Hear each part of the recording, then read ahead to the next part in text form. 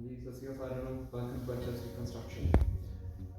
ਅੱਜ ਸਾਡੇ ਕੋਲ ਇੱਕ ਸਿਚੁਏਸ਼ਨ ਹੈਗੀ ਇੱਥੇ ਹੈਗੀ ਆ ਆਪਾਂ ਵਾਈਨਲ ਫਲੋਰ ਕੀਤਾ ਸੀਗਾ ਤੇ ਆਈ ਡੋਨਟ ਸਮਹੋ ਥੱਲੇ ਕੁਝ ਰਹਿ ਗਿਆ ਇਹਦੇ ਤੇ ਸਾਡਾ ਪਲੈਂਕ ਥੋੜਾ ਕ੍ਰੈਕ ਹੋ ਗਿਆ ਸੀਗਾ ਤੇ ਜਦੋਂ ਆਪਾਂ ਇਹਨੂੰ ਦਬਾਇਆ ਤਾਂ ਇਹ ਪੌਪ ਆਊਟ ਹੋ ਗਿਆ ਨਾ ਇੱਥੋਂ ਤੇ ਹੁਣ ਆਪਾਂ ਇਹ ਪਲੈਂਕ ਬਦਲਣਾ ਹੈ ਤੇ ਉਹਦੇ ਵਾਸਤੇ ਆਪਾਂ ਨੂੰ ਚੀਜ਼ਾਂ ਚਾਹੀਦੀਆਂ ਹੈਗੀਆਂ ਇੱਕ ਤਾਂ ਸਰਕੂਲਰ ਸੌ ਤੇ ਆਸਲੇਟਰ ਦੋਨੋਂ ਹੀ ਕੰਮ ਆ ਸਕਦੀ ਹੈ ਕਿਉਂਕਿ ਆਪਾਂ ਇਹਨੂੰ ਕੱਟ ਲੈਣਾ ਕੱਟ ਕੇ ਇਹਦਾ ਪੂਰੀ ਲਾਈਨ ਬਣਾ ਕੇ ਤੇ ਇਹਨੂੰ ਕੱਢ ਲੈਣਾ ਵਾ ਕੱਢ ਕੇ ਫਿਰ ਇਹਦੀ ਜਗ੍ਹਾ ਤੇ ਆਪਾਂ ਨਵਾਂ ਪਲੈਂਕ ਰੱਖਣਾ ਹੈ। ਸੋ ਆਜੋ ਕਰਦੇ ਹਾਂ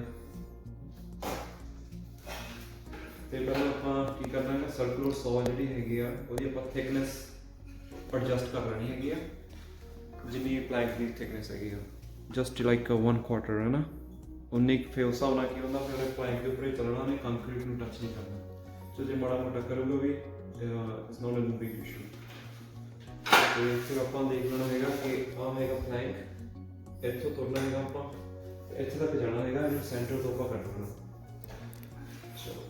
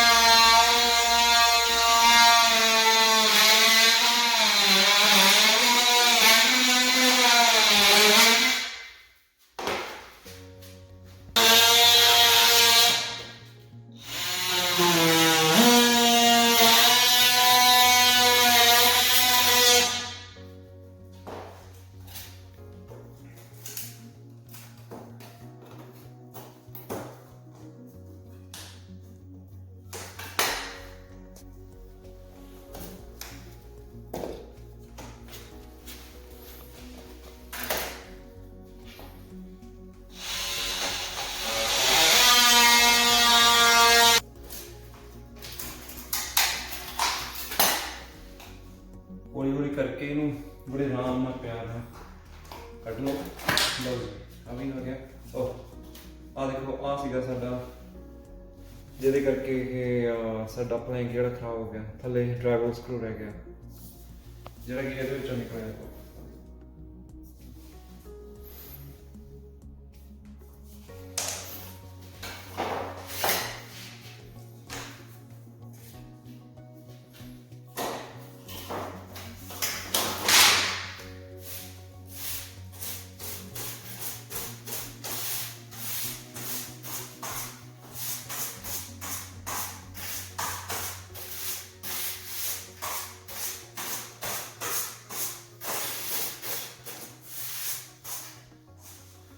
ਚੰਗੀ ਤਰ੍ਹਾਂ ਇਹਨੂੰ ਸਾਫ਼ ਕਰਕੇ ਤੇ ਹੁਣ ਆਪਾਂ ਇੱਥੇ ਨਵਾਂ ਪਲੈਂਕ ਰੱਖਣਾ ਹੈਗਾ। ਉਹਦੇ ਵਾਸਤੇ ਆਪਾਂ ਨੂੰ 2-3 ਚੀਜ਼ਾਂ ਕਰਨੀਆਂ ਪੈਣੀਆਂ ਹੈਗੀਆਂ। ਪਹਿਲਾਂ ਤਾਂ ਕਿਉਂਕਿ ਹੁਣ ਇਹਨੇ ਕੀ ਹੋਣਾ ਹੈਗਾ ਪਲੈਂਕ ਨੇ ਆਉਣਾ ਨਵੇਂ ਪਲੈਂਕ ਨੇ ਇੱਦਾਂ ਆ ਕੇ ਇਹਦੇ ਵਿੱਚ ਮੈਂ ਲੈ ਕੇ ਆਉਣਾ ਆ ਹੈਗਾ ਆਪਣਾ ਨਵਾਂ ਪਲੈਂਕ ਹੈ ਨਾ ਇਹਨੇ ਹੁਣ ਆਪਣਾ ਇਦਾਂ ਬੈਠਣਾ ਇਹਦੇ ਵਿੱਚ। ਤੇ ਇਹਦੇ ਵਾਸਤੇ ਇਹਨੂੰ ਇਹਦੇ ਵਿੱਚ ਪਾਉਣ ਵਾਸਤੇ ਆਪਾਂ ਨੂੰ ਇੱਕ ਤਾਂ ਆਹ ਲਿਪ ਸਾਡੇ ਰਸਤੇ 'ਚ ਆਉਂਦਾ ਪਿਆ ਤੇ ਦੂਸਰਾ ਆਹ ਵਾਲਾ ਲਿਪ, ਹੁਣ ਦੋਨੇ ਹੀ ਕੱਢਣੇ ਪੈਣੇ ਆ। ਆ ਵੀ ਇੱਥੋਂ ਕੱਢ ਦੇਣਾ, ਆ ਵੀ ਕੱਢ ਦੇਣਾ, ਤੇ ਫਿਰ ਆਪਾਂ ਕੀ ਕਰਨਾ, ਇੱਥੇ ਗਲੂ ਕਰਨੀ ਆ ਇਹਦੇ ਨਾਲ ਗਲੂ, ਤੇ ਇੱਥੇ ਗਲੂ ਕਰਕੇ ਇੱਥੇ ਗਲੂ, ਤੇ ਇਹਨੂੰ ਰੱਖ ਦੇਣਾ। ਤੇ ਕੋਸ਼ਿਸ਼ ਕਰੀਏ ਜੇ ਆਪਾਂ ਹੋ ਸਕੇ ਤਾਂ ਇੱਥੇ ਆਪਾਂ PL ਵੀ ਪਾ ਦਈਏ ਥੋੜ੍ਹੀ ਥੋੜ੍ਹੀ। ਆਈ ਨੋ ਇਹ 14 ਫਲੋਰ ਹੈਗਾ, ਬਟ ਇਹਨੂੰ ਪਲੈਂਕ ਨੂੰ ਕਰਨ ਵਾਸਤੇ ਥੋੜ੍ਹਾ ਇਹਨੂੰ ਸਟੇਬਿਲਿਟੀ ਦੇਣ ਵਾਸਤੇ ਜੇ ਆਪਾਂ ਮਾੜੀ ਇੱਥੇ PL ਪਾ ਵੀ ਦੇਈਏ ਤਾਂ ਕੋਈ ਨੁਕਸਾਨ ਨਹੀਂ ਹੋਣਾ।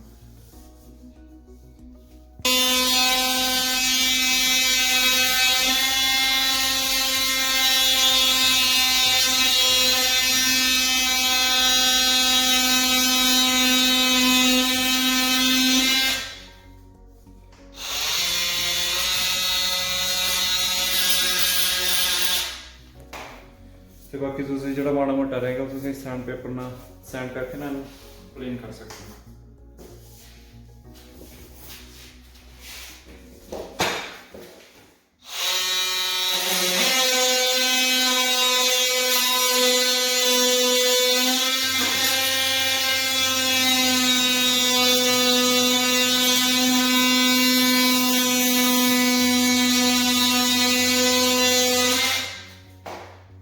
अपना सर्कुलर सॉ भी यूज कर सकते हैं, सॉरी टेबल सॉ भी यूज कर सकते हैं, बट मेरे को इस टाइम यही हैंडी है तो also इस प्रोडक्ट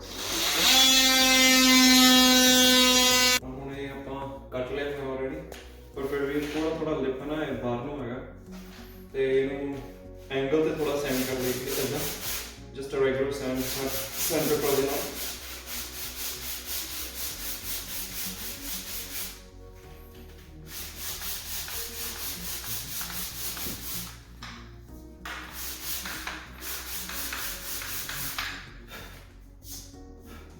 थोड़ा एंगल पे कर लांगे उन्ना ही बैटर आ, तो फिर आप बैठने में दिक्कत नहीं होगी।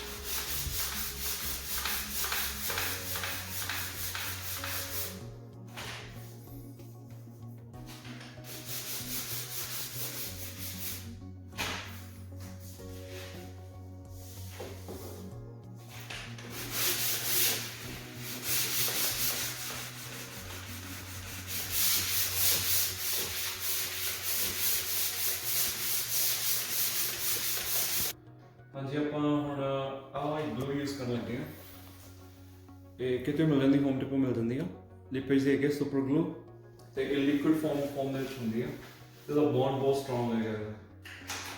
तो हम आप यूज़ करनी है जिदा पहला मैंशन किया सी आप ग्लू ऑल द जिन्ने भी लिप है करके